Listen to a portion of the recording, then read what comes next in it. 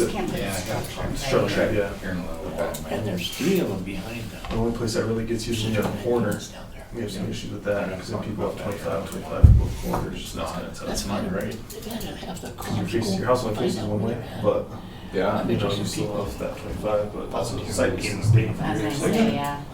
you know, I was actually looking You through know our plans, those areas where you and put it on the says fencing on to the enact corners and you community can't see programs. around? No, I know. I don't understand why I try to catch the best we helping can. our riverwalk Or safety shrubbery. and Oh, cleaning yeah, it that's up can another be a one. community-funded program. Or bridges from the interstate. Put a cop on with the corner them, of College, seven or or eight Nevada. people walking They through could there. put almost, the engineer to design Clean that. up Oh, quick. We need a couple of those convex mirrors. I was sitting Something. the other night down 'Cause there. Because the other one's getting out of Students were the, telling stories about from the that. rec center, trying to get onto whatever. That Washington. Call the City of Trinidad Planning and Zoning and Variance Commission regular meeting, agenda November 17th, 2025. Please rise, pledge allegiance. I pledge allegiance to the flag of the United States of America and to the republic for which it stands, one nation, under God, indivisible, with liberty and justice for all.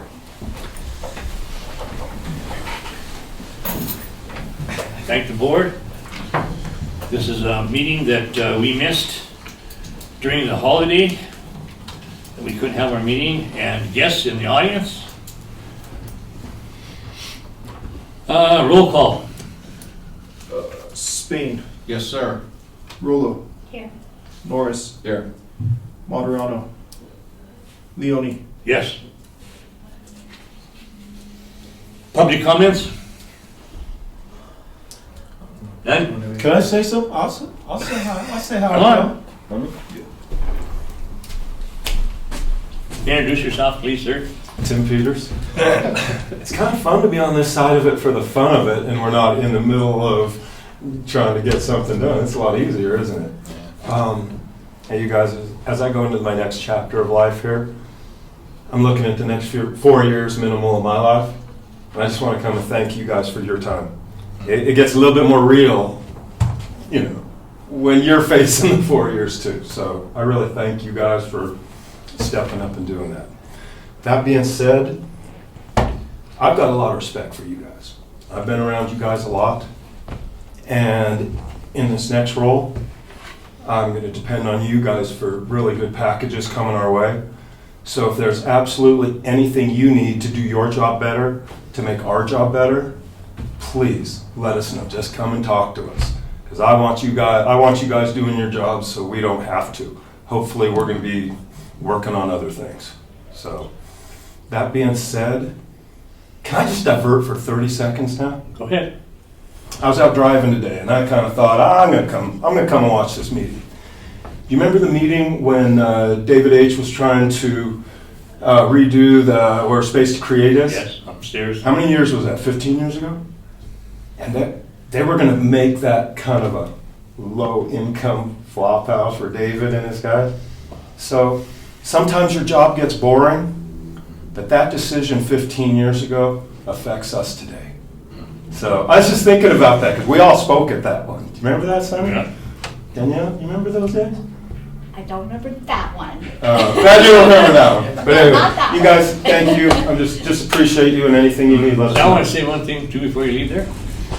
I'm glad to see that somebody stepped up. You're in business. And it takes people of different varieties to be on this board. It takes people of different varieties to be on the city council board. We got a unique board up here. We got some people missing tonight. But we got a unique board. Everybody here has something a little different. So we all combine it when it comes time. We have our descriptions and we have our non-descriptions. You know what I'm talking about. Yes, I do. But when it comes time that we have to vote, we vote accordingly. And I think this is one of the best ones of our commission that we've had in a long time. Fabulous, fabulous. Thank you. So thank you, guys. Paul, thank you. You missed it all, but you're okay. Thanks, Really guys. appreciate you. Best of luck. Okay. Approval of minutes from October 14, 2025, regular meeting. Make a Do we have motion to any- approve. Okay. Have a motion to approve, have a second? I'll second. Second by Ms. Rowell, roll call. Spain, Yes, sir. Rolo, Yes. Norris, Yes. Moderano. Paul, approval of minutes. Go ahead. Leone. Yes. Okay, old business. 2024 building code adoption. Staff. Yeah, so last meeting, we talked about this pretty extensively. You guys, like I said, asked more questions than we've gotten in the past, which is very good. I know you guys continue to look at it, and I appreciate that. Last time I talked about timelines, and I said we're looking at the end of the year. And then after some discussion with staff, after our meeting, we kind of went back and said, we'll probably go closer to the effective date before we start bringing this up again. So the effective date that we talked about last time was June 30th of 2026. And that was kind of your guys' recommendation as well, wait a while. So that's the path we're going to go forward with. We're going to continue to do outreach, try to get as much people as we can involved. And it's kind of good that it's at least been on the radar now. And when we kick it back up in a couple months, it should still be on people's radar. We'll continue our outreach. We'll do another public meeting, hopefully get a better turnout for that. And then as well as some of the other stuff we talked about, like tracking the cities that are suing the state. We'll continue to monitor that, see how that plays out. I don't know if it'll play out in a timely fashion, but we'll see. We can at least see how it's going to go. And as well as see if we can continue to, what we could do to help, ease this code on our contractors. So that's kind of the path forward on the building code. I thought I'd give you guys that update. I don't know exactly when we'll start bringing it back up, looking like maybe March or April. But until then, we'll just continue to do our outreach and try to get as best a feel for it as we can, and make it so it's not painful as it can be. That's for sure. So we'll continue to work on that. That's all I have. If you guys have anything, go ahead. So the way I'm reading this, then, do we have to have a motion here to table this? No, You because it was never really up for vote. And that's what I'll do in the next, whenever we kick this process up again, is I will give you guys a vote to a recommendation to council. Since we never put it to vote, we don't need to table it. We'll just remove it from the agenda for the next couple months, and then, like I said, we'll kick it back up whenever it gets time, March or April. So we got until June, don't we? that was the timeline set forth to adopt the EV ready code, the solar ready code. If not, then after that it becomes the emissions code, I believe, and there's some. It's everything that the solar and EV have plus extra. That one's very significant to your costs. Right. And yeah, they're not even shy about that. So I think once we get closer to that date, we'll see what we can do to continue to help, and also kind of monitor. There are municipalities or jurisdictions that have been penalized by the state for not. They're saying we're not going to give you funding if you're not going to obey the state's That's codes. good. So That's I- kind of unconstitutional there. I know, but there's some examples of it. So it's a real big concern. That obey word's kind of tough. Yeah, it's not exactly obey. I put some links on that. on our. I put some links in our drive, just on a Word document. That was kind of links I had that I was just going through. So you guys can look through them. But yeah, there is an example of the state not willing to really grant funding because of not following state adopted codes. So it's just examples of it. Like I said, that's obviously the big bad worst case, but there's a couple examples of it. So you guys can take a look through those. I put some links on our drive. I think it was in the building code section, just on a Word document. You guys click through those and see. I printed this out for you. Okay. Just because there's, we talked about the cities that are suing. That's a private industry Okay, that's suing, and it was tabled, and then they got it reenacted in August. So Mhm. maybe one to follow as well. yeah, awesome, thank you. Yeah. This is really tough because I love the expansion into this field and growth. And I think that it would be super beneficial, but to push it is just, I think you're wrong. I think it's the wrong answer. I think it'll end up with people rejecting the idea. I gotcha. Anybody else up here? Mr. Norris, you got anything to say in regards to this? Make it short. I'm just kidding. No, Okay. Danielle? Well, I'm glad it's being tabled for now. Paul? What's the timeline on this?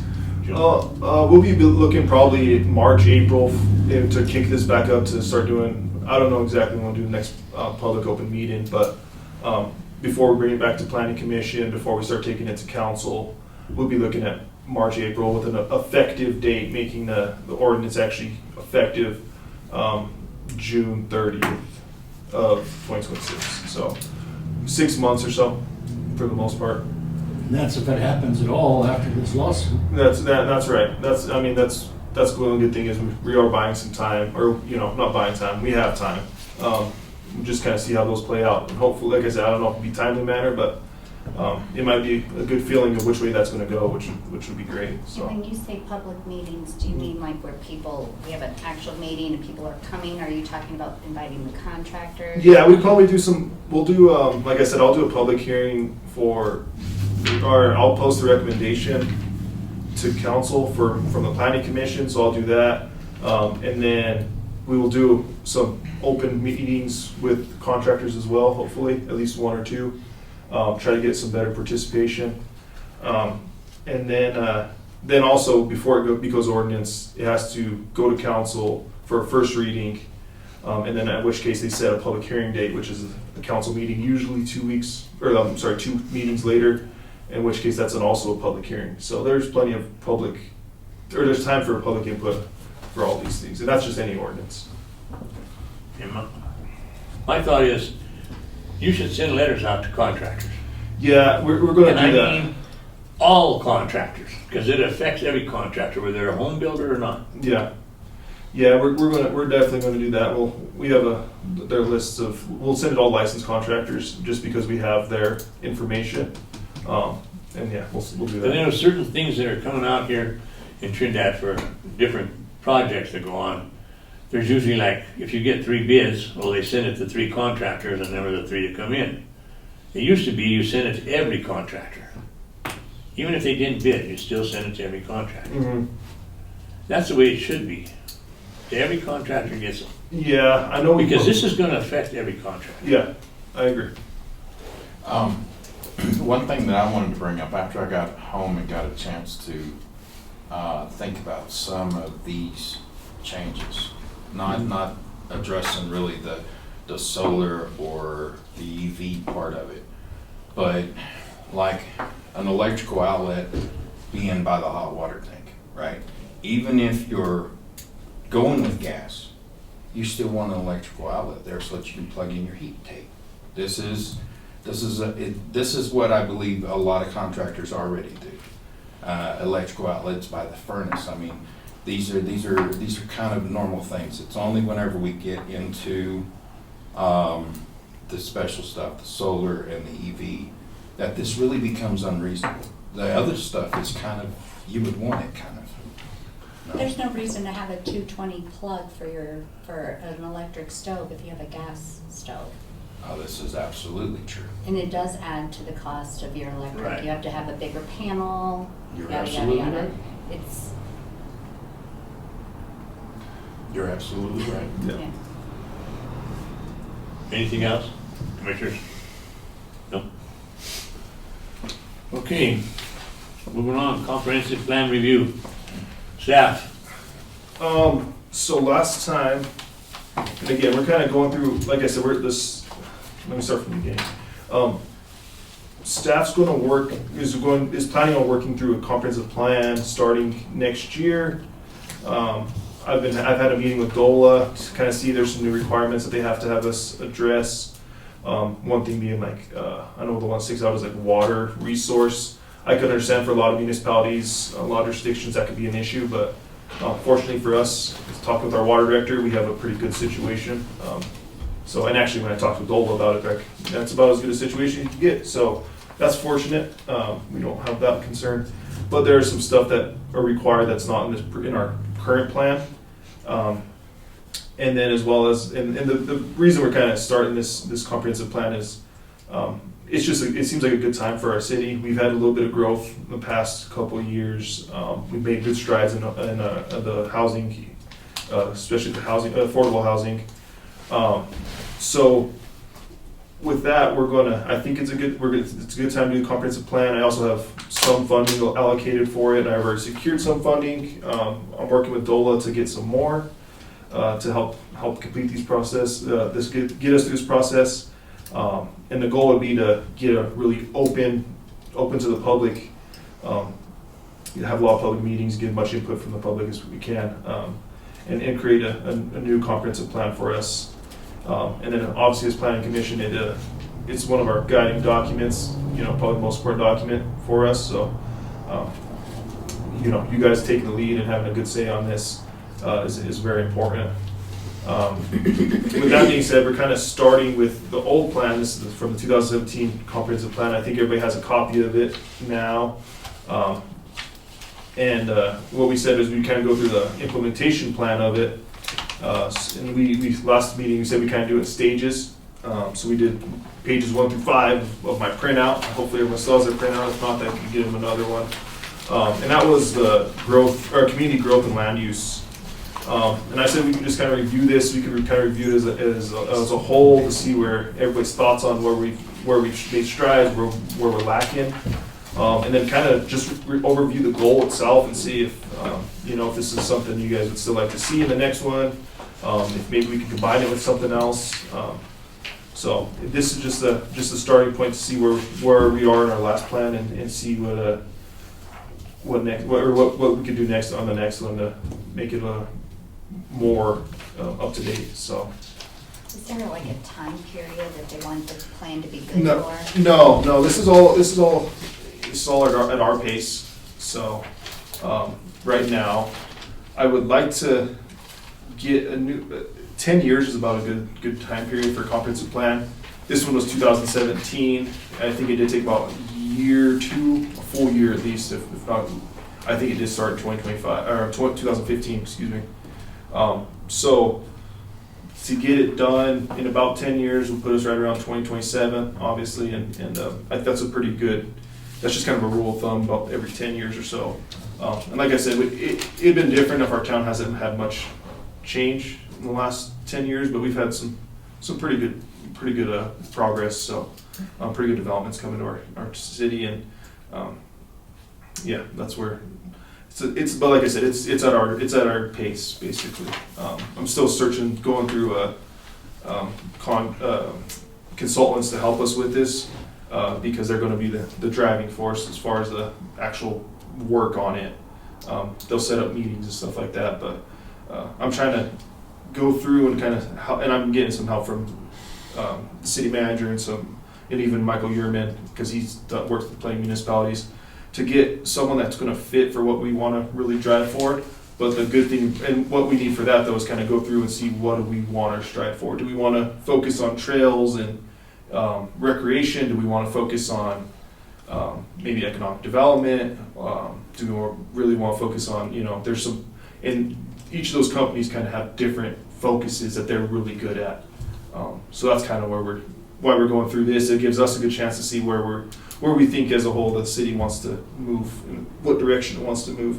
Now they'll address everything, right? They'll address, if you go with a company that's really good at trails, they'll still address economic development, but there might be some other companies that are better at addressing it. So that's just an example. No, there's plenty to go through. All these goals we set through are kind of things to steer us in that direction. Does that make sense? Awesome. So you have. Let me get one. I was going to say, when we did our last comprehensive plan, Tara Marshall was here, now she's our city manager, Yeah. and that's a plus. Yeah, definitely. She worked hard on that stuff. Yes, Yeah. yeah. Yeah, that's for sure. Yeah, she's gonna help me through quite a bit, so I'm very fortunate. Was there a consultant involved when we did this last one? Yes, it was McCool, and we still use McCool. They do our planning map. So, She was good at laying things straight out, I thought she was. and nothing real complicated. Mhm. If it was complicated, she made it simple and showed you how it worked. okay. Yeah, that's good. I don't know. I know they've kind of scaled back their team. It's not as big as it was when they were doing comprehensive plans. So, I haven't talked to her yet, but just from previous conversations I've had with her, that's what I kind of gathered. But we'll definitely keep her, Carrie, in mind on that. So, yeah, keep moving forward. Yeah.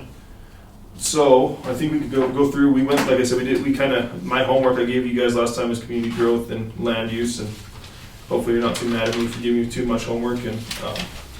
And this is really open. It's just more, it's almost work session. It's just where we're just getting your guys' feel on how these goals and the strategies get implemented. So do you guys, what do you want me to read? Want me to read through the goal and then kind of give you guys the floor to see your opinions? I can give you mine as well. And we could just kind of go through this, and I'll take notes on how we're doing and stuff that you guys like to see. So does that sound good? How about it? Sure.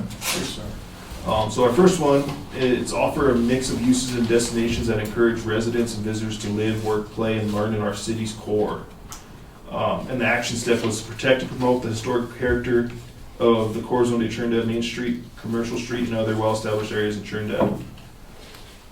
And then you could kind of see the responsible party type of implementation, how to measure success. You guys want to go first? You want me to go first? Give you my. You want me to go first? So I'll say that our Historic Preservation Commission they're in place, which is good. They do help protect our historic district. I do go to their meetings occasionally, especially when they have voting matters, and they do a very good job. They do care about the historic character of the town. So that's nice having an HPC. That they came in. They're not as it's a commission that was kind of created a lot at the same time as a lot of these other ones came in. So, but having them is very very useful, very handy, because they always keep that historic character in their thought process. And they do stuff like give away a certificate of appropriateness to a historic building when they want to alter something, and then. Yeah, they do a pretty good job of that. They also do a lot of outreach, which is really nice. And then I'll say the city's councils did the Housing Now program, which incentivized infill and new builds, but there was more incentive for infill projects, and they've done a good job of trying to get those buildings. It filled gaps for developers on some of those buildings. And then you can see, we haven't seen any big ones, but the big one is going to be in construction now down the street from us on Church Street at the Holy Trinity. That's a big win and as far as this action step goes, it's a big win to get some infill going into our downtown core and get 46 units of housing. So that was capable through the Housing Now, as well as a lot of other funding strategies that we got to get that done. But that's a good win for this thing, for this goal. And then finally, I'll say that Trinidad Urban Renewal Authority, I assist with them as well. They're gearing up to be more active. They have a lot of power, and they're starting to figure out they have a new person that helps handle them, the assistants or the planning assistant. And she's helped them kind of get what they need to maybe start working with private developments in the downtown area and cure blight and hopefully get these buildings back, because they have abilities to they have funding to help projects. They could give out loans. They could do some other stuff that the municipality can't. So they're very good. They have a lot of powers, and they're starting to harness them, and actually come Friday, they actually have their first actual picking out of a project that they're going to partner with a private owner and see if they can't get some housing on top of, or a second floor and a commercial building, all functioning, a currently vacant one. So they're going to, like I said, assist, and they're going to. Well, they don't know exactly how they're going to help fund it, but they're going to try to work with a developer to get that done. So it's very good progress, and they hope to keep building on that. Like I said, Tura has a lot of powers. They have a little bit of money, so they could help people that way, help developers that way. And their specific is blight, and it's the core zone, the Trinidad historic district. So, your guys' thoughts? Any thoughts? Mr. Norton?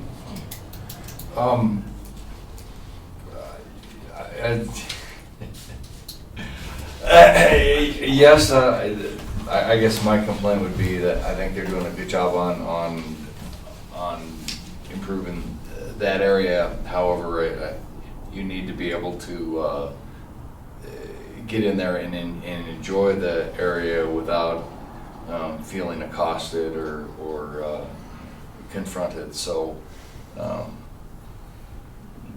that would be my issue. Would be one of I guess public safety. Gotcha.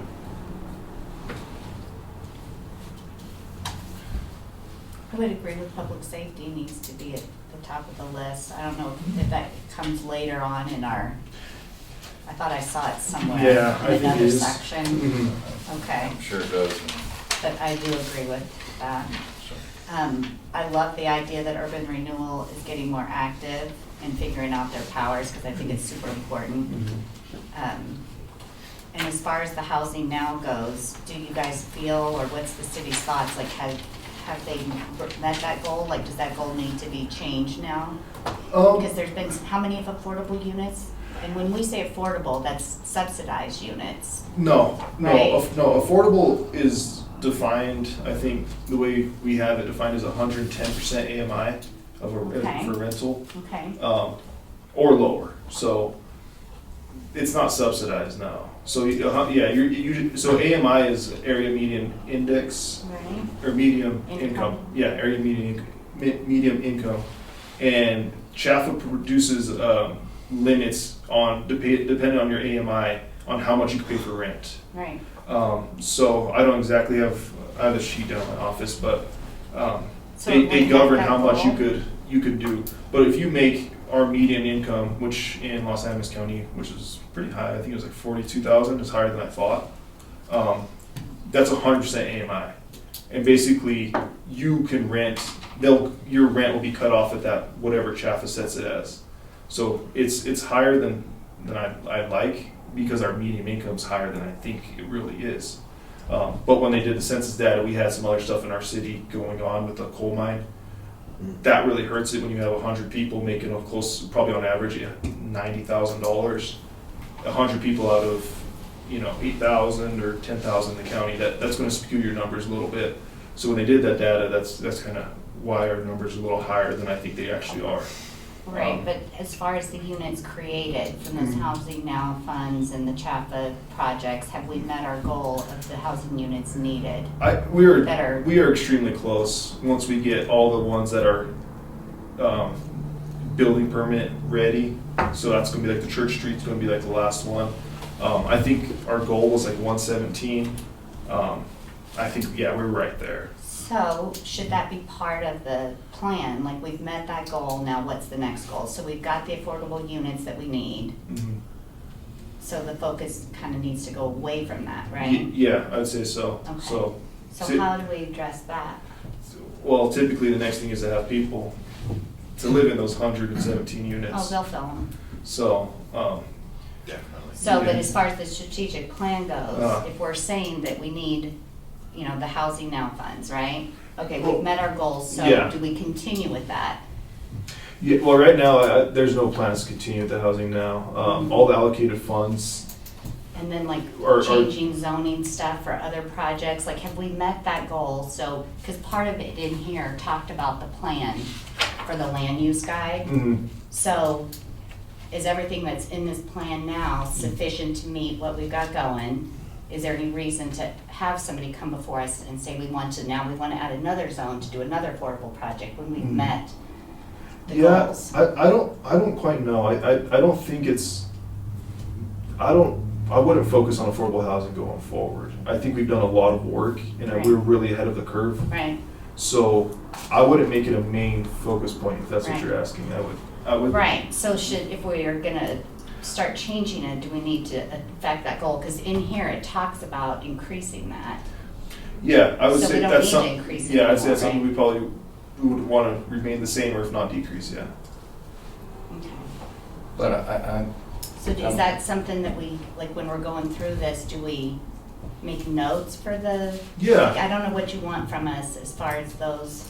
No, I just want your feedback. That way when I know when I'm talking with consultants on this comprehensive plan, because some of them will be affordable housing centric, I'd say that's probably not our focus now. Right, So we might want to steer away to some other stuff like economic development, trails, whatever other stuff we come across.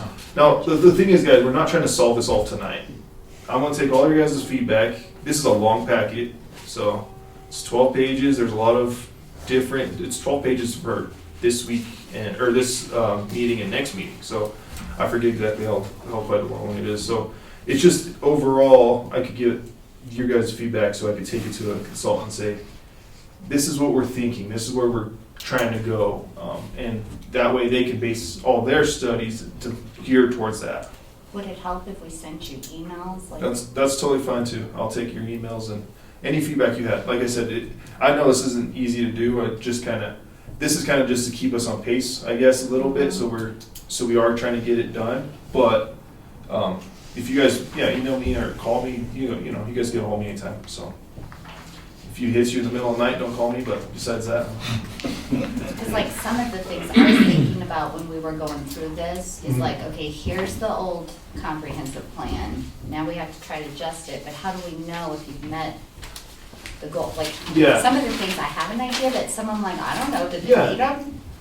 Are they still working on well, them? Like, how do you I think figure going through that this, out? we could kind of we'll find those answers to say, Okay. we like I said, affordable housing, you never want to go totally away from. Sure. Definitely not. Sure. But we might not say we might want to say, well, it's not going to be a primary focus for us anymore because Because the goal's been met. because we've made so many strides in the past. Yeah. Okay. So on this one, so we talked a lot about, throughout a lot of this plan, talked about mixed use and having different kinds of homes.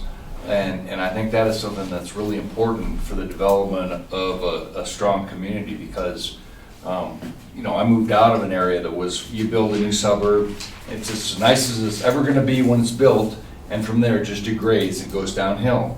And that's where our zoning is designed. You can't improve it, you either maintain it or it goes down.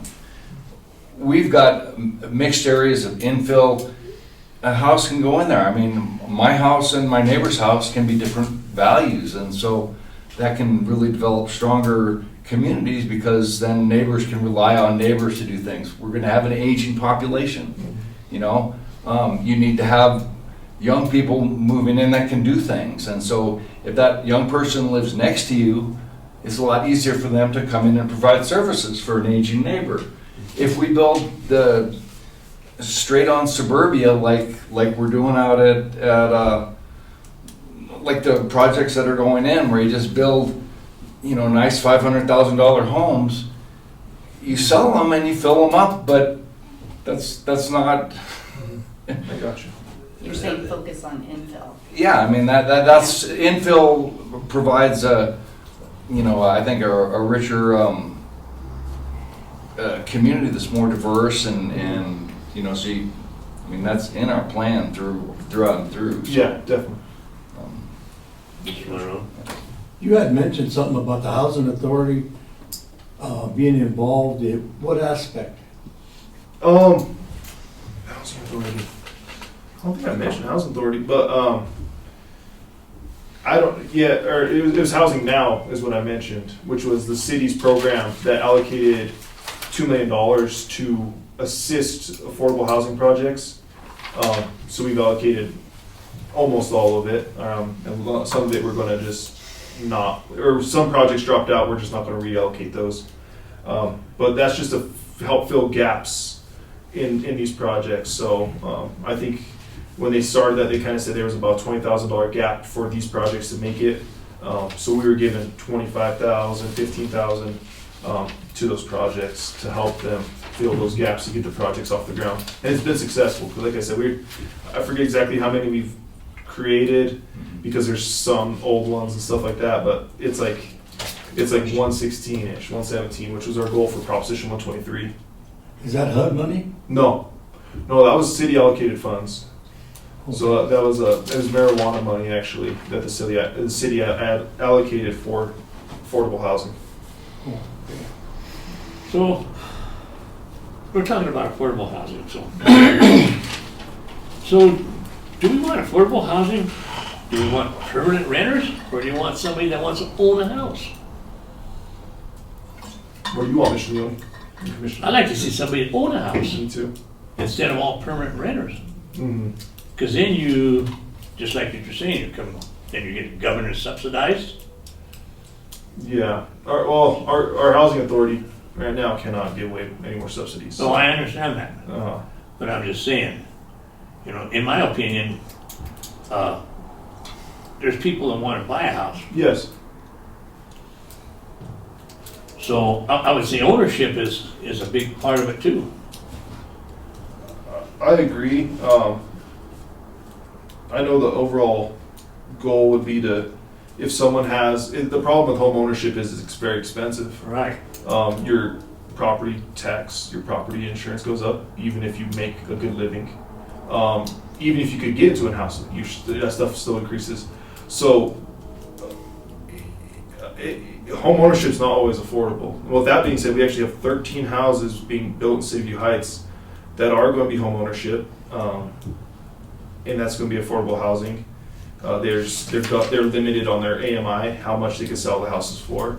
That's great, because what it does is it allows people to start at maybe 30% AMI, so they're not making very much money at all, and they could start living in the Mark, which is one of those projects that we've passed or worked on in the past, and they could go from there. Then maybe they could go to 80% AMI, 100% AMI, and then maybe at some point even go into home ownership. So there's a path for people to start without maybe not having the best job, as long as they could maybe retain their job, work their way up, then actually get into home ownership, which would be the overall goal for everybody.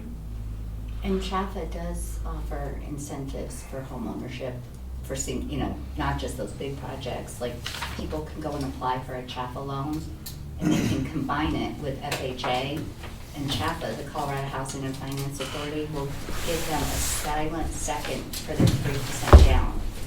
So we have state programs that are helping with home ownership that people in Trinidad use quite often, which is nice. And then we still have the USDA loans here, the rural development. How about the first-time home buyer? Well, there's really no such program as first-time home buyer, but USDA is one of them, and CHAFA is what first-time home buyers use, but you don't have to be a first-time home buyer. Well, I understand the first-time home buyer, the down is minimal. USDA is 0 down. So there is ways to get into home ownership, but it's through the state and the federal loans. I don't think there's anything Trinidad's done, right? No, we haven't done that one, no. Take some of the homes that are falling down and Love that idea. give them to people. Perfect. Commissioner Norris. Somebody wants to talk. I think they used the wrong wording here. I really have a problem with the protect, because I feel like the protect has been really let down. You ask about my vision to move forward, what type of company would I like to use? I would like to use one that's involved in public safety and making our town safer.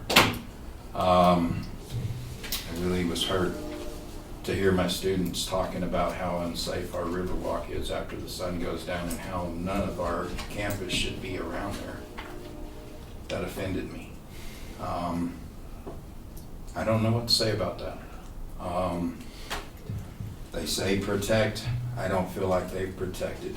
You say that these people have power and leverage. I say use that power and leverage to put a roving officer down there and walk that every night. That's how you use your power. I love focusing on the future, I do, and we should, but let's not forget about cleaning up and maintaining what we have, because the change of what I've heard in the public since the last few meetings has just gone terrible. I'm going to tell you, these people are so unhappy with what is going on in this historic district. Just right down there. This is terrible. This is just right from City Hall. Open air drug use. They don't care. They'll do it right in front of you and laugh at you. This is terrible. I'm sorry, I don't mean to preach. I really appreciate you guys. But this is where I want to see us focus. You want to talk about getting people to come to our city for tourism? They got to not be scared. So I really love it here, guys. I appreciate so much this opportunity, and I love this town. And I know we can do a better job at this area if we just try. Thank you.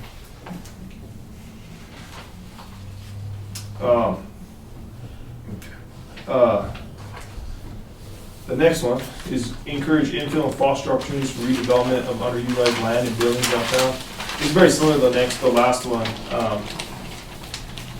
So, and you just talked about enforcement, Commissioner Spain, and this one's mentioned in there is, enforcing. Yes, sir. This one's particular to buildings, so it's anti-dilapidation code.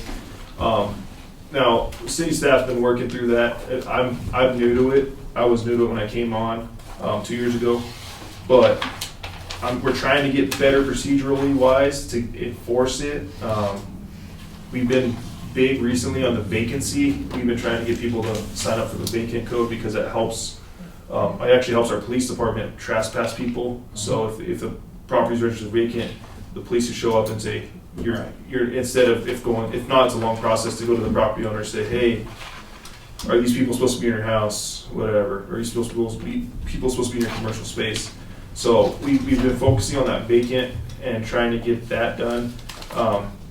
And then the process of them not doing it and trying to get people to basically just obey the law or obey the ordinances. So How are you getting the word out to people? I haven't heard that or seen anything. We have a list of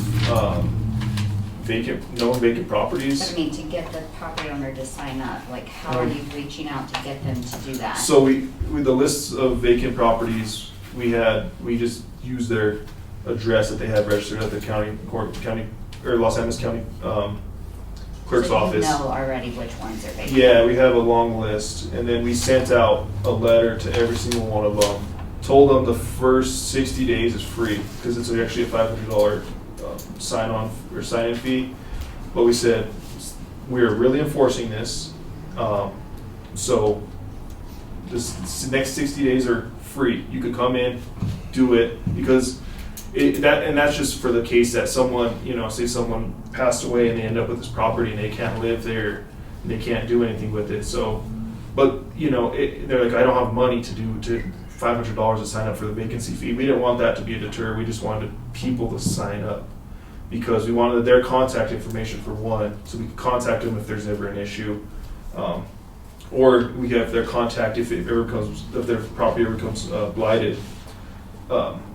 But that's all it was geared towards, just get people to sign up, get in contact with them. And it makes it easier for us to remain in contact with them, as well as it helps with the police officer, the police department. So that was a big push. That 60 days is kind of coming up, so we've had a lot of success actually. I've been surprised. We get a lot of calls from people from California. They're like, hey, what am I supposed to do? And we're like, fill out the paperwork and email it to us, and at least we have their contact information. And then another thing is we always put who should we contact? Is it the property owner? A lot of these people have someone else, the property manager, take care of it for them, Or if their weeds are out of control, sometimes they'll have a gardener that they pay, whatever, some agreement with the guy to take care of the property. So that's a big piece of that we're trying to enforce. And then hopefully we're going to try to roll that over to the dilapidation afterwards we just need to get into contact with people. That's the hardest part, is a lot of people just ignore us. I have some very amazing insider information. I was at Hackathon over this weekend, and not putting anybody on the spot, but I'd like to bring to the commission's attention that there is a public group, and one of the hacks that they put forward for our community was taking these vacant spaces and beautifying them, turning them into areas of opportunity, cleaning them up, maybe some park spaces. I don't know about all the legalities of it, but if you could be the middleman between them and these private people and let them know that there is this public outreach service that is wanting this opportunity, man, they just need one start and it could catch on. Yeah. So I agree. The hard part is it is people's property, and there's a lot of legalities to owning property. I agree. It's Yeah. like I said, just And then one. also, I'd say another thing is demolition. So if you look at a truly dilapidated structure, demolition costs are outrageous. understand. It's not the demo It's- itself. It's the the demo's cheap. asbestos and Yeah. all It's, that. I understand. asbestos is ridiculous. I know your job is amazing. Yeah, I so- couldn't do it. So it's no, it's not that. It's just that that's such a big, significant hurdle I on just- doing something like that. Now we do want to try to leverage our college and our college's like Cooper program and stuff like that to try to maybe we could juggle enough funds to get some traction and then hopefully roll that over and continue it. But it's just, man, it's the cost to start is it's just outrageous.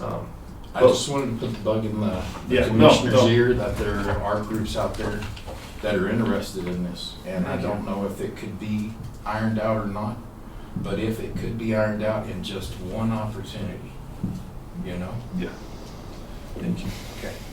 Anything else on the? I have a question. So on this chart that you gave us, it says the responsible parties, which we know, type of implementation, and this was for 2017. So we know that what's been implemented so far is not working, right? Yeah. We know it. Yeah. It's a big failure. So how do you measure success? The first one is enforce anti-dilapidation code. Up until now, that has not been done. It's a fail. Yeah. Enrollment in capital improvement programs, I'm not exactly sure what that means. Yeah. Set up So and implement that- programs for anti-dilapidation. So as far as the 2017, it's a fail. Yeah. So How how do you make go it forward so successful? the next one's not a fail? Right. That's going to be a good question. That's something we're about to work on. So we need to red As, flag as that one. yeah, it is. I agree. I think this is one of the most.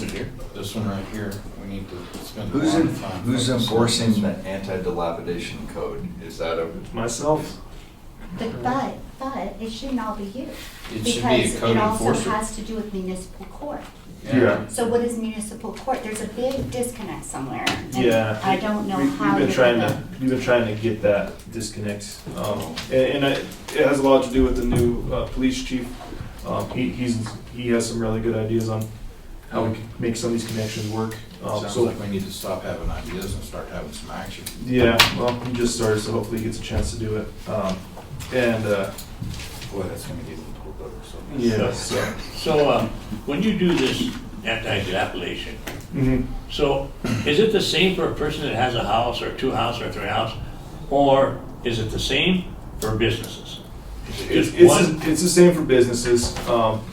So we send out letters to business owners as well if their property's falling down, and we try to harass them as best we can to make them do something about it. An example was the building on Commercial, the backside of it was absolutely caving in. We harassed him enough to at least get him to fix that because it was falling on the neighbor's property. But then again, once he fixed it, he kind of went silent on us. The problem is a lot of these property owners aren't from Trinidad. That's the biggest piece. So, what I'm getting by is maybe a house on a street like, let's just say, way up at the end of Vaca. Next to the hillside, okay, it's dilapidated, and you send him a letter. Yeah. But you got a business here in Trinidad that's fallen down by the courthouse. Yeah. That's in the middle of the city. Importance of area. Yeah. There's not a lot of people gonna go up on the end of Vaca. Yeah. But every person that comes to the city of Trinidad Goes to courthouse. sees that building. There Yeah. should be something there, and the way I understand it, there's no insurance available there. No. Am I correct? No. No, there was no insurance. So what do you do there? And this is the dilapidation code working to its end, and it being just a tough situation. We sent him letters, sent him through all the process. He got fined, and then we sent it to municipal court. And the only alternative he could come up with is for him to deed it to the city.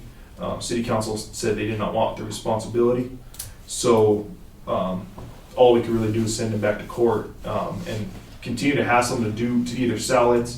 He was willing to deed it for $10, whatever the minimum, to the city for free. So he doesn't want money out of it. He just wants to be rid of it. The problem is it has $39,000 in liens. So someone would have to pay $40,000 to be given the opportunity to knock it down. So it's a really tough situation. Like I said, I have some funding that I set aside for dilapidation, and we have some plans to demo some things, but that one's more than I have audited for. So it's really difficult. That's just one of the things that I know. people see. I understand. Everybody that comes to Trinidad sees. I understand. It all comes down to money. That's Right. all it is. It's really. And I don't think they're up here to get answers from you. No, I'm just saying, we're suggesting things. Yeah, I know, and like I said, this is probably be one of the bigger ones. It's a big one for my department, I know that, so, yeah. Moving forward, we need to look at, see what we could do to better enforce this, what other municipalities do to help and get better traction than we have. So I think this goal itself though is going to be a big step it's a big piece of our city. It's Old Town, that's the hardest part. I would like the city to know that another one of the projects that was considered was concerning the Opera House and how run down it is and how much we need to change it. And I want y'all to feel that for a minute, that was put out in a program for everybody to hear, that's what our citizens feel. That's what they thought they would focus on. That's hurtful. That's hurtful that let's put out to the larger group that's coming here for an event, and that's put out there. Hurtful. Yeah. Well, you also have another building on Highway 12, Maltini building. That's a mess. I know that we're all working. I mean, if you look around, there's a lot more going on than just the one on the corner of Maple and First Street. I agree. We could do this all day. We So, could- but can we continue on? That kind of led us into the next action step of promoting the rehabilitation and restoration of existing structures. Yeah. I think we can assume we're there and have Mr. Spain's comments go toward that. Yeah, these two go hand in hand. Yeah, and I think, so some of this, like, I'm working to get a grant to do some asbestos testing. That's through, CDPHE, so, no, not CDPHE, through the EPA. So hopefully we could do stuff like that to help, we could at least ease that burden of getting asbestos tested. That's not the significant cost, obviously abatement's the biggest cost, but it's at least somewhere to start. And then that's a big one, and then using Tura, as I mentioned earlier, that's going to be a big thing, because like I said, Tura has money to help with some of these things, as long as they can get some sales tax in the end of it. That's kind of Tura's kicker. They can invest in stuff or loan on stuff as long as they get money back in the long run from sales tax. I have a question. Yes. You mentioned earlier whenever we was talking about the housing program, that was marijuana money that was put out. Yeah. And there was a certain amount, and there was contracts or something that went bad, and there was stuff that didn't go out that Yeah. we still had. Would it be possible to be accountable for that money and to divert that money that's there into this asbestos testing? Because that's the people's money, and they are concerned about this, and there's a surplus. Yeah, unfortunately, all that money, the budget for the city was so poor, that money, But how can that be? We didn't. the marijuana money, that money was coming from marijuana. Now marijuana just goes straight to the general fund. So it used to be a separate fund, now it's combined together, so you can no longer like allocate money just from the marijuana. And then that 2 million, yeah, like I said, there was some that's dropped off. But I think the guidance from city council's been just to get it back in the general fund to try and make sure we can pay our day-to-day employees and keep our balance. I think Our it's really budget that limit. bad. Yeah, last year was really significant, so yes. Guys, if things are that bad, I'm not sure we should be talking about any of this. We maybe need to be talking about a different conversation where we're just paying the light bills. Well, thankfully, you guys have helped land or annex some property recently. That's going to help, I think, in the long run. So those two pieces are going to definitely help, as well as some other ones coming to town. Okay. So I think we'll be in better shape going forward. It's just it was pretty bleak there once the marijuana dried up. Right, I understand. So on the implementation, type of implementation, it says programs, regulatory partnership, community initiatives. How do we know, I couldn't tell by looking at the plan, what those actually were. So how do you measure success? It says revised code. What is that? Yeah, this was a tough one. I don't know. I mean, it's obviously really important, but it's definitely a tough one to, and it might kind of be addressed like in the one before. Right. But So it's hard they- to figure out like how, No, this says revised code too. yeah, so whoever wrote this, Mm, they're making a plan that the city's supposed to follow, but if there's nothing. yeah. It's confusing to me. I will say you guys did revise code when you guys redid the land use code and Mr. extensive Yearman. with Mr. Yearman, yes. So you think that's part of it? That'd definitely be part of it, because Okay. you helped expedite reviews, helped Right, decrease you're right. costs. Mhm. So Streamline the process. Streamlining processes, Okay. which is a big deal. Talking with developers, they're always about how fast they can move. Right? So And is it Just- only developers that we're concerned about? Because some of these like are individual, like, I'm not gonna name any names, but Mhm. all the different properties, buildings, houses, blah, blah, blah. mm, They're not developers. They're private owners. So what are we doing to make the burden? yeah, that's a good point.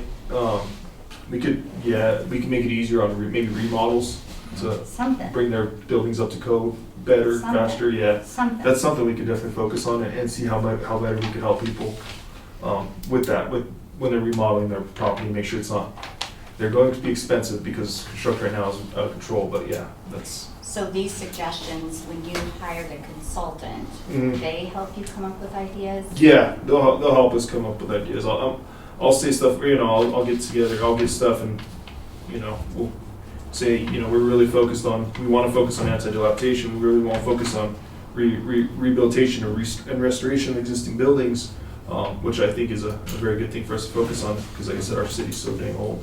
I agree. So, and I'll ask them, you have a lot of experience, or have you been comprehensive planning in Lone Tree, who was a city since 2003, Right. So, they Right. don't have issues that we No. have, so Right. it's gonna be stuff like that. Yeah, it seems like it's been a lot of focus on developers. Mm-hmm. But more, I understand, you were thinking Yeah. more helping people that, current property owners, yeah. Right.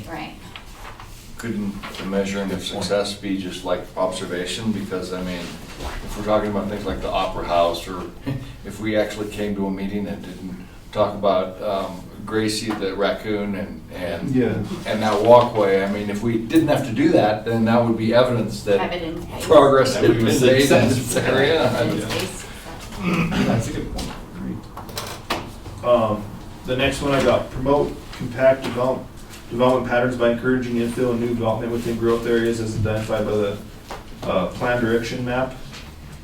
So that refers to the growth plan, I forget exactly, or the growth map. Is that in here? Yeah, it should be in here. If not, it's in my handout towards the back, or the book where I handed it on. It's going to be on your Oh, I see it. plan direction, the plan maps. It's like page 65, I think. Is it the future land use plan? This one just kind of goes more about your area characteristics. So you have your established areas, that's your older pieces of town. Those are mostly residential. You have your redevelopment areas, which are kind of our downtown corridor, and then it also has the north end of town, between like Goddard and maybe San Pedro. Kind of that, there's kind of a square in there that's also redevelopment. That is one of our focus areas for anti-dilapidation, just because it is pretty rampant in there. And then they have the growth, which is that green, which is kind of the outskirts of town. Okay. That'd be the industrial park. So this is something when we do these these public hearings and we do subdivisions, we do annexations. This is kind of the thing I reference, and I'll say what kind of area is it. Sometimes we get a variance. It's going to be anywhere. It could be an established area, more than likely because it's an older part of town. Their lots are too small to put in a carport, even stuff like that. But when we're doing like the subdivision type stuff, they've been in the growth area, which is good. So we followed it along for the most part. Now, one thing to think about, and this doesn't have to be answered tonight, would be like if we want to modify this and say, I don't know if maybe this shouldn't be a growth area, or if this piece of town should maybe be a redevelopment area. So that's just something to think about long term. But like I said, so far since I've been here, at least the last couple of years, we've been pretty good at all our growth has been in the growth area. Like I said, you got the subdivisions going up on Duran Way, Morris Canyon over there, and then as well as our annexations built off the industrial park. So, I don't know.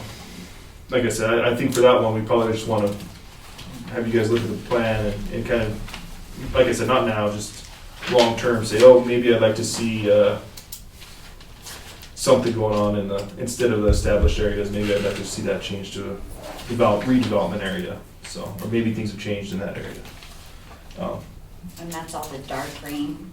Yeah, so the dark green's growth, the orange is going to be redevelopment area, and then the yellow is going to be like the established. So for the most part, each of your neighborhoods are established. The big white area, that's the Cougar Canyon spot, right? Yeah, Cougar Canyon is over there in green. Is it in the green area? Yeah, it is. It's really funky the way they did their annexations. Okay. I was wondering if we shouldn't change that to be in the reinvestment area. That might be right. I don't know how deep we really want to go into Cougar Canyon in the comprehensive plan, but Right. at some point it's going to have to come up. It's also that area out there in the industrial space now that the new Loves and Mavericks is out there. That should move. Yeah, so exactly. So we could we'll get our invest in annexed that and do areas. well. Yeah, and then we could see you have your planning area boundary. We'll have to modify that. Yes, sir. Is that little dotted line? The dotted line surrounding it. Okay. Yeah. That To sounds great. move it out to include Lowe's. Yeah, Loves and more specifically the Maverick. The Maverick's going to open up a lot of annexation Yes, sir. opportunity. And then this also talks about the annexations a little bit. So you guys know the annexations we've worked on previously. I think one thing we want to probably focus on in this comprehensive plan is our utilities out towards those possible annexation areas. Just because utilities are always a big piece of annexation. So to annex a piece of property, you need to be able to service it, which is a big thing. So be able to get water to it and sewer, power. For the most part, some areas of Trinidad are powered by San Isabel, and as well as gas. The gas isn't a must, but it's nice to be able to offer those two developments.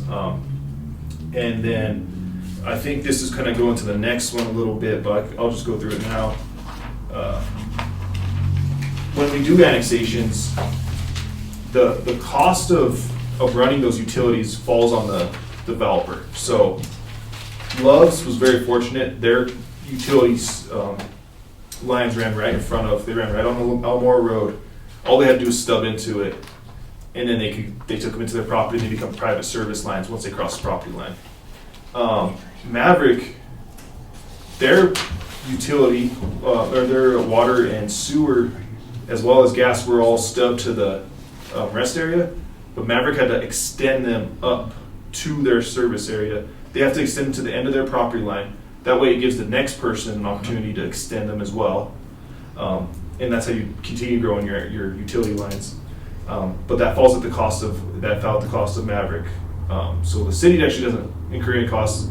It falls on the developer. Now the city approves the plans, right? Because we're going to accept those utility lines once they put them in. Right. But that's kind of the process on how that annexation works for utility lines. And like I said, the big thing is making sure before we annex something, we can provide it utilities, and then making sure that their plans go to the end of the property line, give the next person an opportunity to do that, as well as they're going to suffice for capacity. I couldn't help but notice that they closed that travel stop down.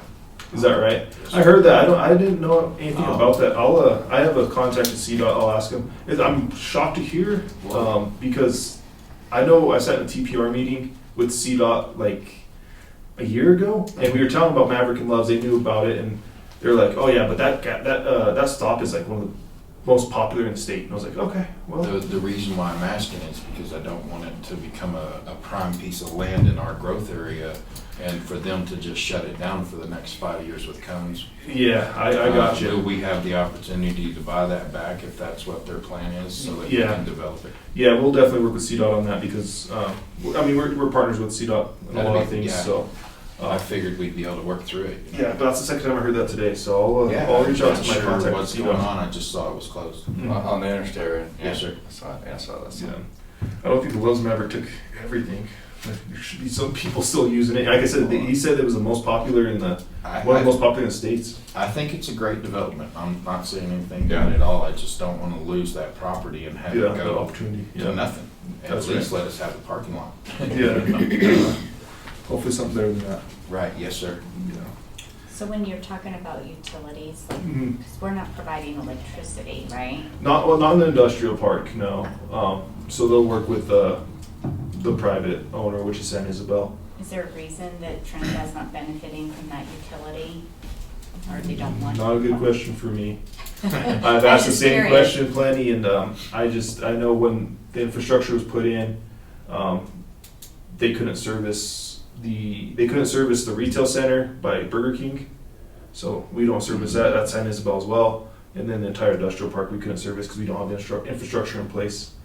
Now, why they stopped So putting we infrastructure in, I have no clue. A That was long. substation Is that what we would something need to that be able in the to- comprehensive plan we can look at? Because it feels like we're annexing property and then we're not benefiting Not from it. benefiting, yeah. If it is just a substation, the college could probably help with that design. Yeah, I know the planning director for the electric is looking at doing a model of his system, and I'm sure building off of it would be a big thing. It could be capacity though. Or it might be a substation issue because I don't know if we could handle Right, like the industrial park. right, that's They what I was take thinking. a lot of power, I agree. so it could be a little bit of that as well. So, but in this comprehensive plan, if we'll see how that timing works out for the modeling of it. But either way, we'll make sure that this comprehensive plan does include like that, at least the aspect of potential growth for the electric utility. Yes, sir. So let's see. We got the next one was facilitate development and redevelopment that is consistent with our community vision. So adopt an official zoning map. That's been done. We use McCool to update it. Very good system right now. Not too many complaints in that. I think it helps people. I don't know. We need to make it probably more readily available or easier for the public. to navigate, or to at least see it, because all the public really gets is a PDF. Right, right. And they have to kind of zoom in and, oh, I think my house is here, or no, it's not. So we get about 4 calls a day about what their zoning is on a specific property, which is not a big deal. We're happy to help people and help them talk through what they could do on their property or not, stuff like that. But making it probably more readily available might be a thing that we focus on, and that's the focus for the city as a whole, is making our utility lines more available, or just our entire, or at least the zoning map and some of the other information, make it easier to access for the public. But you do stuff like ArcGIS to try to get that done, and it's that's a significant cost in another body, because updating something like that would be a full-time gig. But there's discussions about that. Could use an app, GPS locator app with the zoning information. Yeah, that'd be sweet. That's a good idea. I I can like help that. you on that. My class would love that project. I will. Okay, we can talk about that, because that'd be awesome. Yes, sir. Anything else on the zoning map? And then we have, this is also the same piece of that goal, update the planning and zoning regulations and other policy documents for consistency with the future land use map and plan direction map, as well as the goals and strategies of the comprehensive plan. So I think a big piece of this is what they did on our zoning, or zoning map, is they did take these areas, established redevelopment and growth, they put them on the zoning map. So there's an actual different hatch to each color that they have on the zoning map. So that's a nice way to marry that, to see, when someone calls and they say, hey, this is my address, what can I do? I think it's commercial property, and I say, oh yeah, it's in the redevelopment area, and it is community commercial. And then they say, well, what does redevelopment mean? I mean, like, if you want to, it's a good place for you to sink some money into and remodel it, or change your use, whatever it may be. So, that's kind of the way that's married together, and I think it's pretty good. And then I think as long as we can remain consistent, so whenever we do this new comprehensive plan, make sure it's going to reflect on our zoning map, which I don't think is a big deal. But yeah, I think that's just good. And like I said, readily available is going to be the biggest thing, I think, for me. Yes, sir. To help people get through their jobs and their lives. And then the last one, you got encourage development where it can be adequately served by city infrastructure in a cost-effective and efficient manner. So there's a couple pieces of this one. Require development to pay its fair share or proportionate share of extending public facilities and services. So I guess told you before, when someone extends their utilities, it falls on them. I think in this, they were looking to kind of make it easier to maybe the city could help. And to be honest, it's really cost prohibitive. It's really expensive, especially your sewer line. It's so expensive to run your sewer line because you have to get your elevations right. So the city right now doesn't. This kind of speaks to saying we would try to help make it fair. So an example of that would be like Maverick. Maverick was responsible for running it across there, right across up County Road 69-4, I believe it is. They ran it up there. This kind of is saying, well, the neighbor across the street should probably take some of that cost because he's going to get the benefit. And that's exactly true. He does get the benefit. But the way our code's written, we can't really force him, because he'd just say, I don't want it. I'm okay having septic. I'm okay with nothing on my property. It's just vacant land, which is it is in that case. So it's kind of a tough situation with that. If you're creating the need, basically, so adding a Maverick is the example, you're creating the need for the utilities, then it falls on you. That's probably about the best we could really do right now. Now, with that being said, I think there should be opportunities for us in some of these maybe annexed type of areas to help them, especially if they are multiple beneficiaries. So I think it'd be a good thing to do, and it helps our city grow, and it helps us grow. But to me, this would probably fall into an economic development incentive. So I don't know if we want to keep this in here like this. We might want to kick it down to like an economic development incentive type thing, where we could help a company, with their utility lines, or some of their other infrastructure. So that's kind of where I landed on this one. I don't know where you guys, that sounds like I said, it's tough because that Maverick situation is the best example I could come up with. They're creating the need for the utilities, so the neighbor doesn't have or want the need right now. Now he's the beneficiary of it because he could tie into it, and he'll be responsible for putting everything back the way it was, which is, and sometimes it'd be easier to just do it all at once, but that's kind of, Should it, at a minimum, just be consistent language? Yeah, it is right now. Whoever's creating the need has to extend their utility lines to the end of the Well, like property. this language says fair share. Well, what's fair? Yeah, Like, maybe that, yeah, and I think this kind of, what happens too, and this occasionally happens, someone will not run their sewer service line all the way up to their end of their property. So the next person says, well, I want sewer too, but now they have to, it's not fair for them to run it from the beginning of this person's property across the neighbor's property and then across their property. So we've adjusted that language at least to make sure that they run it to the end of their property. That way the next person has an opportunity to do it, and there's no more, because in that situation, the city would pay for it, because it's not fair to the neighbor, or it's not paid for the neighbor's frontage.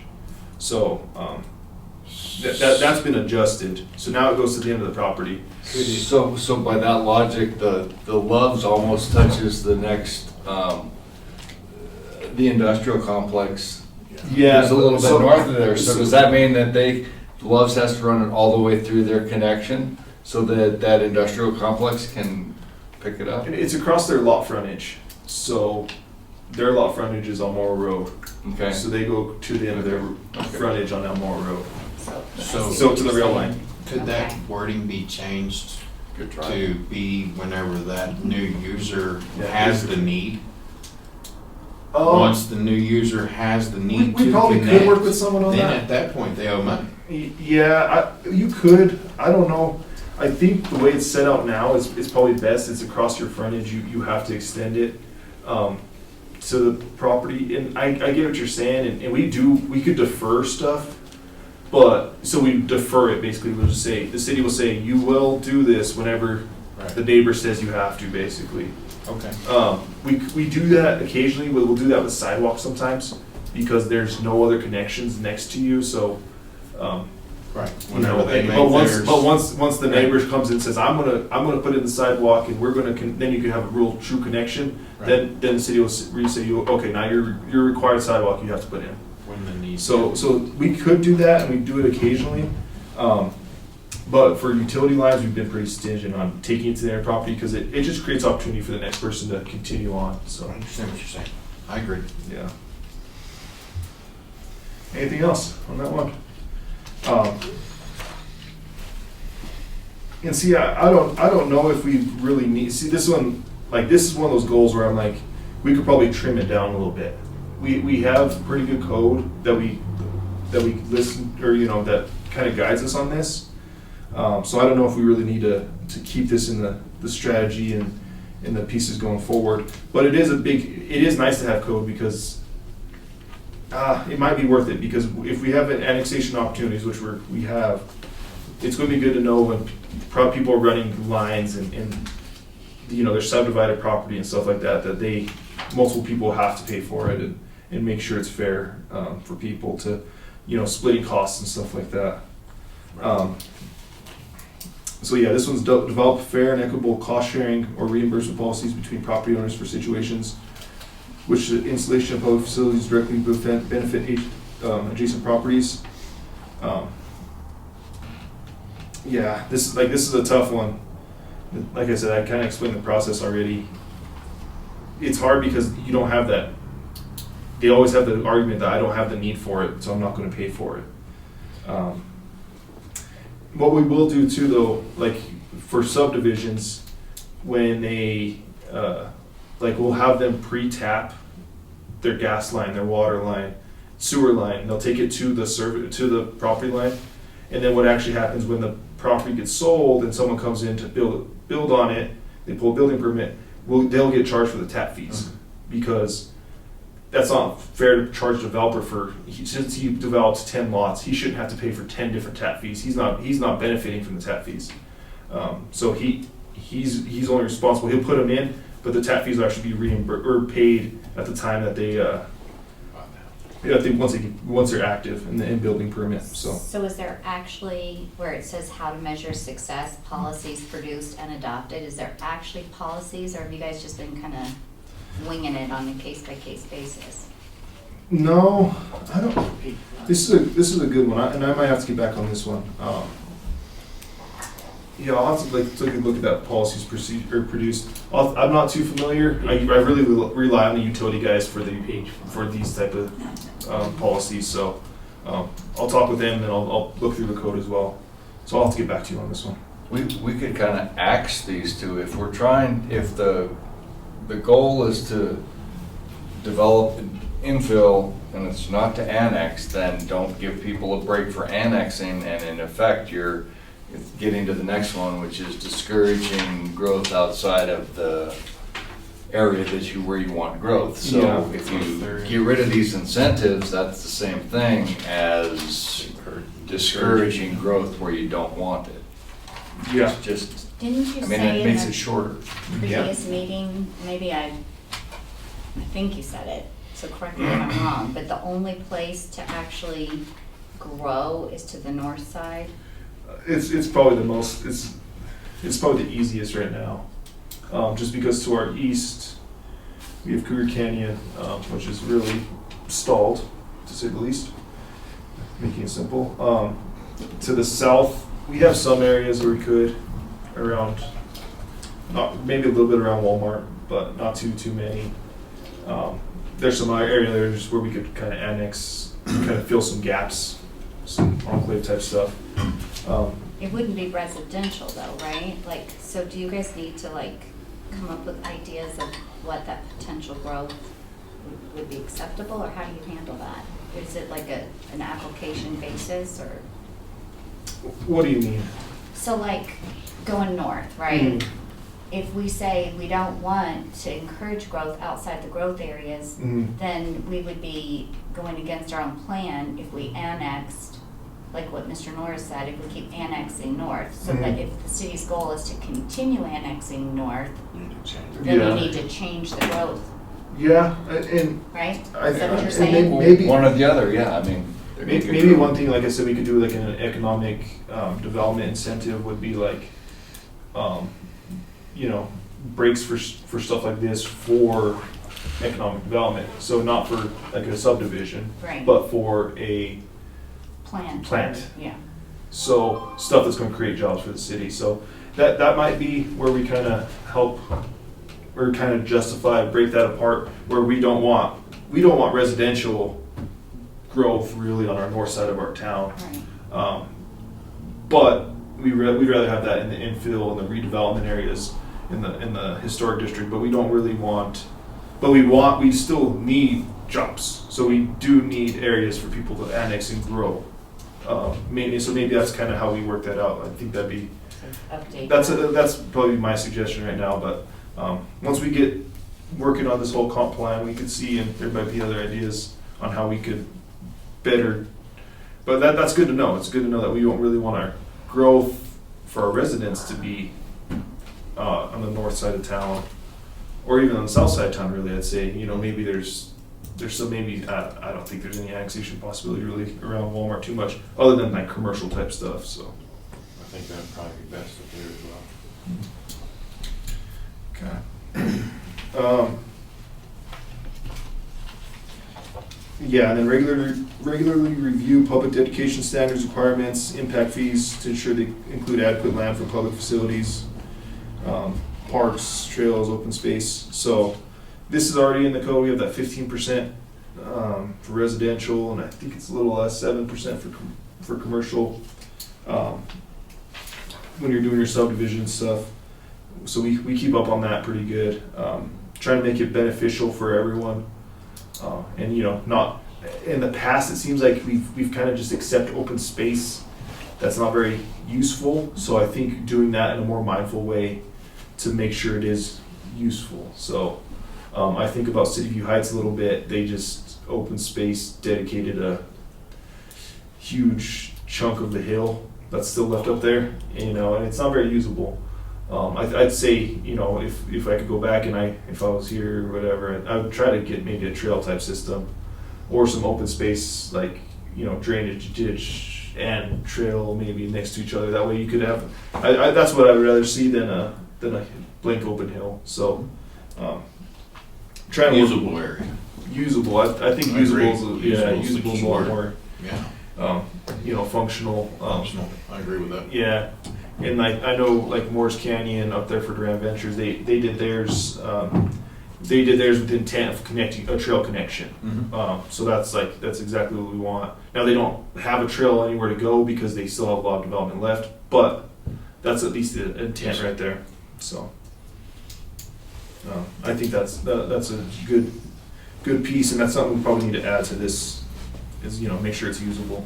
Drainage areas make great trails, because you can't build there, so you can put a trail there. If the trail washes out, you rebuild the trail. It's a good use of I agree. land doesn't have value. Other than golf courses. I think that's all we went through, and if you guys still have any other thoughts on it, or whatever, you guys look through it and say, oh, I got a great idea after we talk tonight, then yeah, reach out, send me an email, give me a call, and I'll write it down. And like I said, this is just guiding our process for one, how I select a consultant, and then two, it's just to give them a good point to say this is what the city's looking for. That way we don't waste our time on some stuff that maybe we really don't really want, So. How soon do you need to make a decision on what consultant you choose? It's going to be a while, I think. We'll probably start January, maybe February. February, we'll probably start put together an RFP. So. Are you leaning towards one direction? No, not really. Not right now. Still trying to. After talking to him, talking with Mr. Yerman, it was kind of like he's like, no, you kind of need to know what your focus is, and I'm like, okay, well, good thing we're doing this because it's going to help me narrow down that focus, to some goals. So We're gonna try and cover the next 5. yeah, try to cover the next. I think what's that next section? I got Economic development. the next section is a touch longer. Longer meeting. There's information that we're gonna get done with this. That's a biggie. Yeah, that last section, or this next section is a little long. Page 6, 7, 8, 9, 10, 11, 12.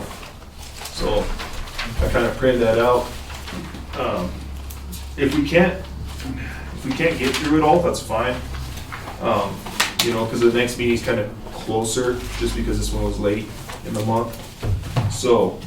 I appreciate that, by the way. Yeah. Thank you for moving the meeting. Yeah, definitely.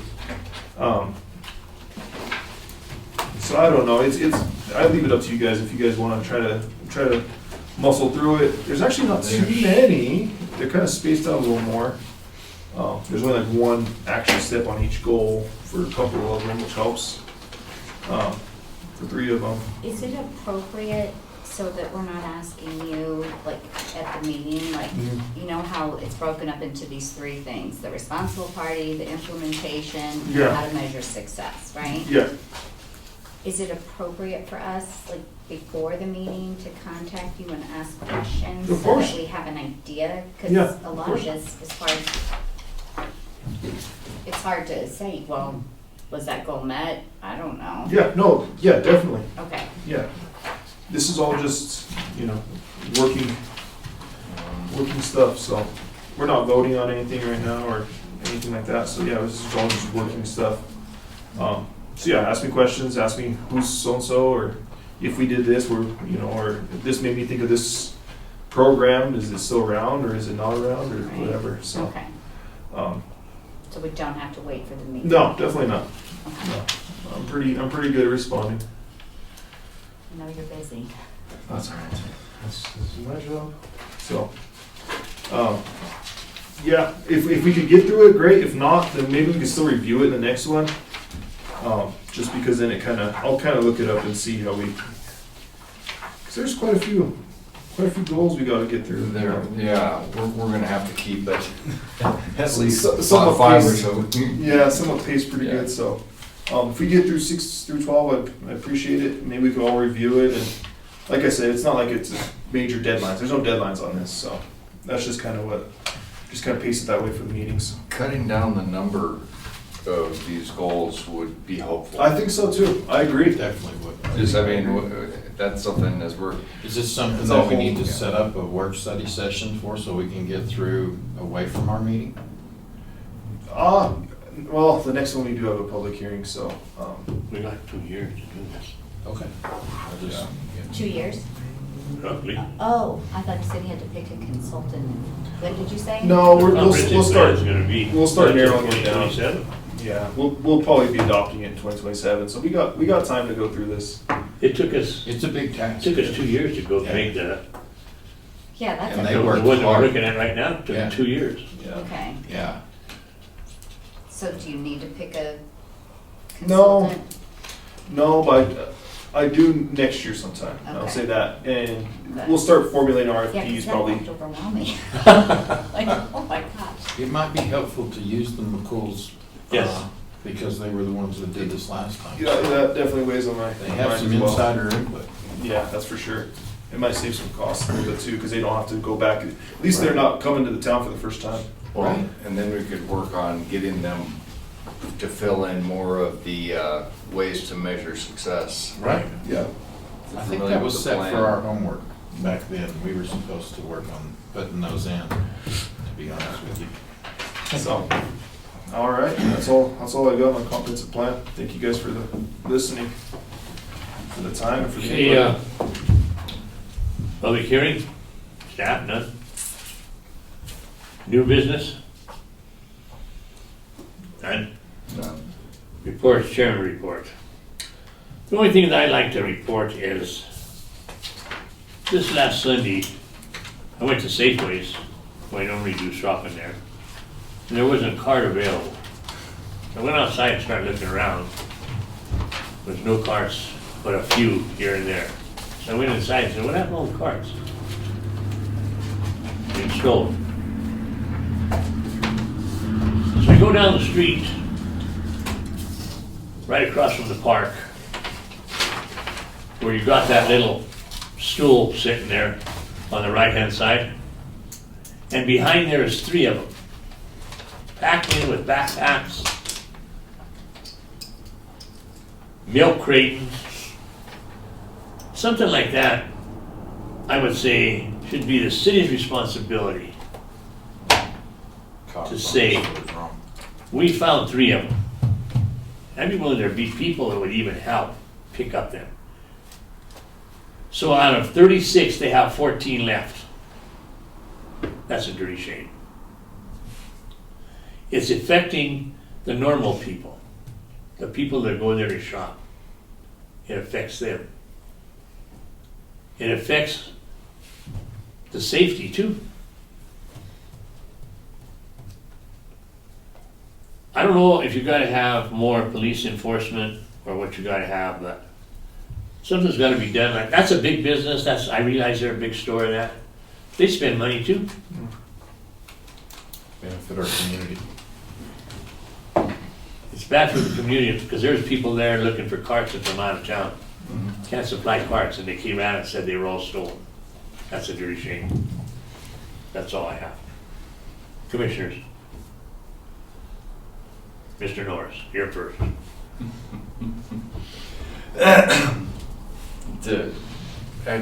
I usually get a card or 2 a week that I return back. I was disc golfing at Kid Carson today, and I lost my favorite disc because I did not want to circle back for the 3rd time because of the unsavory element that was up there. Now, I'm an active individual, and for me to feel threatened in a in a public park, I did not appreciate. So that kind of goes, they were the, face tattoo folks that like to smoke herbal concoction, well, no, it wasn't herbal, it was, Gotcha. smoke things that are definitely illegal. Sorry, to beat a dead horse. Mr. Earl? I just wanted to ask a communication question. So the city of Trinidad, I want to say it was over the weekend, I commented on it, so it's there publicly, but the city posted that this whole 2024 building code was adopted and it's being implemented, and it said contact Tara Booth, blah, blah, blah. And I said, this has not been passed by city council. And I was thinking, how are they getting the information to post this on the public website? Yeah. And why would they do that? And it makes no sense to me. Like, there's a disconnect between staff, what's actually happened, what they might want to happen, but hasn't happened, and then putting it out to the public as if it did happen and occur. That just doesn't seem right to me. Yeah. So our communications person, she did, we met with her and we talked about putting a public announcement out. But why? What's that? Why? So to make awareness, because it was But it clear wasn't passed. from our last meeting there wasn't enough awareness. Now, the There's a intent, difference between an awareness and saying this is happening. Like, if you read what they wrote, that is not what they did. So Okay. that's kind of, I think, misleading Okay. to make that excuse. I'll have to go back and read through it. Yeah. It's hard because, It's there. yeah, I understand. The intent was to just make people aware. That's the intent. So, and then for us, we're just trying to, that's our thought process. So from an outside point of view, it's nice to hear that, and we could clear that up, and I'll take a look at it and we'll have it edited. But yeah, that was the intent, was just to make awareness of this upcoming thing, the upcoming building code adoption. But it hasn't been adopted. So it's one thing to say, this is being looked at, Yeah. whatever, we'd like public input, whatever. But that's not what Okay. it came out to be. Yeah. And I don't know if it's to make the public, That's to make it real. to me, it was handled in a way that was deceiving to the public. I understand. Okay, that was definitely not the intent. Yeah. But you can take it like that. Yeah, that's fine. That's And I think Black that- and white, there's no misinterpretation. Nobody can take it a certain way. It Yeah. said what it said, what it said. I understand. That definitely was the intent. Go ahead, Mr. Motto. Mr. Spain? All right, so I gotta tell y'all, I went to the Hackathon community event, and it was a great success. We would definitely like more participation. It is just not a technical deal, it is just about improving our community and trying to solve a lot of these problems that I speak about here. So the next time it comes around, I hope that we'll have a better turnout, but the ideas that were expressed and the participation from the people was amazing. Our tech community is healthy, and it is growing. I want y'all to know that we are focusing on bringing those jobs here and building that economy here. And we appreciate that opportunity. We still have lots of improvements to make. Like I said, I've heard a lot of just terrible things about areas over this last couple of times, and I hope that we can work and move forward on improving that and doing better. I would be interested in helping any way we can with tech. I would even security cameras. I can help y'all with a system on it. I can help y'all with the lighting. We can automate stuff. I mean, there can be stuff done, and I have the ability to work with the community up there at the school. So let us help you. We're here. We want to help. I appreciate that. All right, that's all I got. Appreciate y'all guys. Okay, before planning director report, do you have anything? Yeah, the Church Street project started. So we've been meeting with the contractor. We have a big group email with every kind of person that's been showing up to the public meetings for that. I think we have every business in the area, or schools, the church there. We meet with the church quite a bit as well, their liaison. So trying to remain open and about the communication of what that project looks like. They're currently demoing Convent Street between Church and Plum, so I'm sure you've noticed if you've driven by. They're taking out the old brick there, and obviously that project will replace the brick with it'd be with new brick and concrete sidewalks and parking. So trying to keep that one open and open communication on that one. And then the Opera House, I received the engineering report from the third-party engineer, structural engineer we had go in the building. I just received it, so we're still trying to digest it. In the meantime as well, though, the property owner has submitted a building permit, so she's working on trying to remedy that. There was actually some major issues with some of the stamp and stuff like that she has. It's going to take a longer leeway than normal for her to get redressed, but it is really encouraging, and hopefully we could work it out and make sure that building's safe and get it hopefully back to usable and get some people in there. So that's definitely really encouraging. Besides that, the last thing I got is we do have one commissioner. It looks like she's getting tomorrow. Council's going to vote on if she gets into planning commission. So that's Arna Miller. I'd like you to come forward and introduce yourself, please. Sure. Hi. Just tell us a little bit about yourself. Yeah, just a little bit. Sure. Okay, yeah, my name is Arna Miller. I did the hackathon with Chris this weekend, and it was exhausting but totally interesting. Yeah, I'm from Denver. I grew up in that area, and I got my bachelor's degree in architecture, and I worked in a Denver firm for a year. So that's my background and my interest, and I've also been an artist for the last 10 or plus years. But I'm transitioning more into architecture now, and I have a deep love for planning and everything that's involved, the different systems working together. I think it's so interesting because like architecture can just be like, if it's about one building, it's just like kind of missing the point, you know? It's about, yeah, the people using it, the climate, the transportation, the city it's in, and yeah, I mean, everything we're talking about here is like right up my alley. So I've would already be researching this stuff anyways because it's interesting to me. So yeah, that's why I applied. And what else? Well, we hope to see you at our next meeting. Yeah, Yeah, definitely. I will say that city council was very impressed with Arna when she interviewed. So usually they ask them like a series of questions, and they ask Arna one question, and then they're like, "Okay, you're good." Yeah. It's very impressive. So I'm excited to have Arna on Yeah, next that's meeting. great. Cool. Well, thank you. Thank you. We have another visitor in the audience. You want to get up and now? Oh, okay. My name is Eric Trider. I ran for city council, and I didn't quite make it, but I'm still really determined to try to do some work on behalf of the city. A lot of the issues that you brought up tonight were issues I'm passionate about too, including public safety. And I intend to get the paperwork to be able to understand that there is another opening, and I'd like to be able to be considered for it, and it would really be quite an honor to serve with you. That'd be great. Thank you. Thank Nice to you. meet you.